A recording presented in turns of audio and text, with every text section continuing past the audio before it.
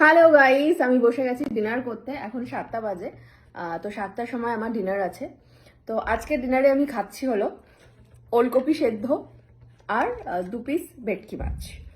ভীষণ ভালো খেতে, উপাদেয় খেতে।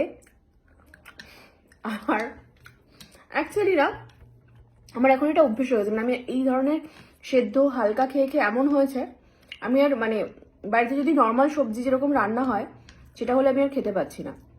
মানে তাতে নুন লাগছে আমার। এবার এটা বোধহয় নুন দিইনি আমি, নুন ছাড়াই ওলকপি বেশ ভালো।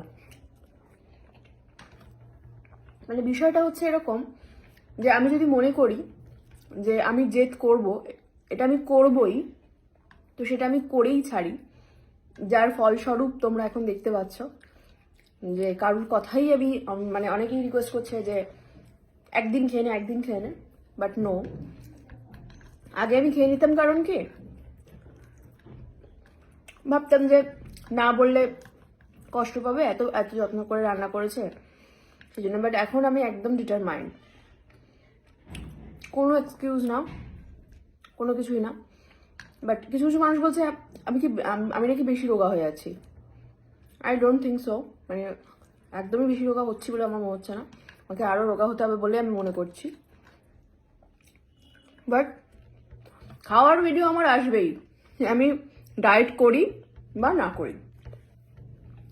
তো বেসিক্যালি আমার গ্রিন ভেজিটেবল খাওয়া ছিল, তো ওই সময়টা আমার হয়নি যে আমি একটা সবজি রান্না করব। তাই সবচেয়ে শর্টকাট আমার মনে হয় যে ওলকপি সেদ্ধ।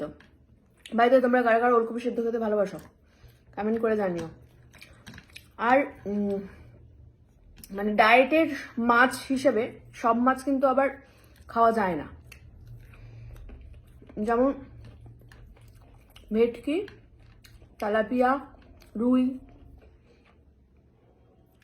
এগুলো হচ্ছে মানে অ্যাকচুয়ালি ডায়েটের মাছ। তাই মোটামুটি এগুলোর মধ্যেই খাওয়ার চেষ্টা করি। তো কালকে নিয়েছিলাম আমি ভেটকি মাছ কিনেছিলাম, 450 টাকা করে কেজি নিয়েছে। এটা 1 কেজি একটা ভেটকি ছিল, টুকরো টুকরো করে অনেকগুলো পিস হয়েছে। সেগুলো এরকম হালকা করে একটু ভাজা। তোমাদের বাড়ির ওখানে ভেটকি মাছ কত করে কেজি এখন কমেন্ট করে জানো। আমাদের এখানে 450 টাকা করে কেজি। অ্যাকচুয়ালি কি বলতো, এরকম কথা বলতে বলতে খেলে না যতই খারাপ খাবার হোক বোঝা যায় না যে খাচ্ছি। সেই কারণেই আমি খেতে খেতে ব্লগটা বানাই।